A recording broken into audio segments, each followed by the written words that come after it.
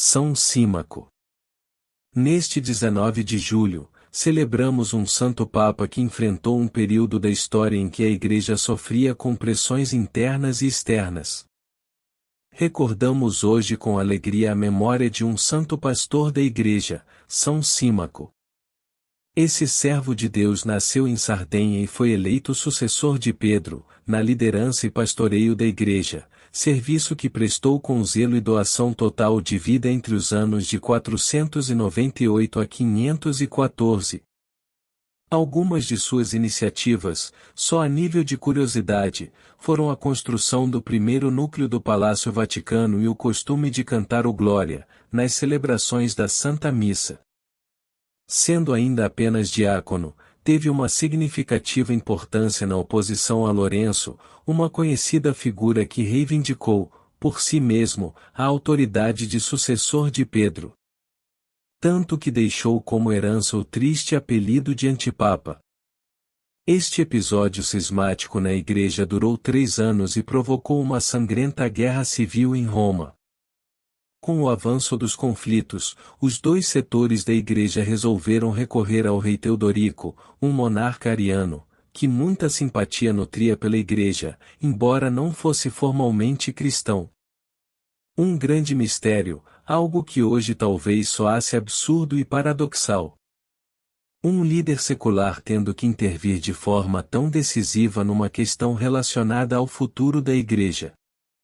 Os dois líderes da Igreja se apresentaram diante do rei e de sua corte e, depois de ouvi-los e ansioso em dar fim às lutas fratricidas e sacrílegas no interior da Igreja, decidiu que seria reconhecido como Papa legítimo aquele que tinha sido eleito primeiro e com o maior número de votos dos demais bispos. Ações frutuosas na liderança da Igreja. As duas condições lhe foram favoráveis. São Símaco, então, foi reconhecido como o legítimo sucessor no trono de São Pedro, dando início ao seu frutuoso pontificado. Dentre as ações que realizou, destacamos a ação que consolidou os bens eclesiásticos, considerando os benefícios estáveis para usufruto dos clérigos. Convocou também uma assembleia na Basílica de São Pedro para estabelecer normas para as futuras eleições papais e episcopais, da qual participaram 72 bispos e mais 66 padres. Com o apoio unânime da Assembleia, São Símaco publicou um decreto pontifício onde ficaria terminantemente proibido realizar campanhas à procura de votos para futuros pontífices. Além disso, decidiu que na falta de consenso na sucessão seria eleito quem tivesse os votos de todo o clero ou da maioria.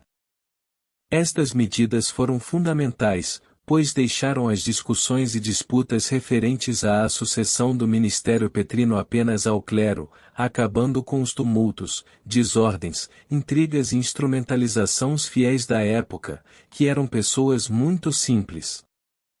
Esses acontecimentos recordam tristemente as cenas que vemos hoje em dia, nas eleições de cargos e poderes públicos. Esse grande servo de Deus, por fim, resgatou todos os escravos que eram também objetos de cobiça de alguns oportunistas, dando-lhes a liberdade. Esse fiel pastor teve seu encontro definitivo com Deus no dia 19 de julho do ano 514.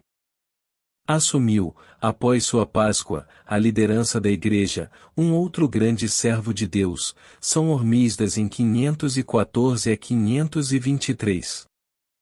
Peçamos a Deus que venha em socorro de sua Igreja, por intercessão de São Símaco, pois hoje também há muitos desafios e combates a serem vencidos. Minha oração. São Símaco, homem de justiça e conciliador, concede-me a graça de ser resiliente na vida santificada e ajuda-me a espalhar a paz de Jesus ao mundo. Amém. São Símaco, fiel pastor, intercedei por nós.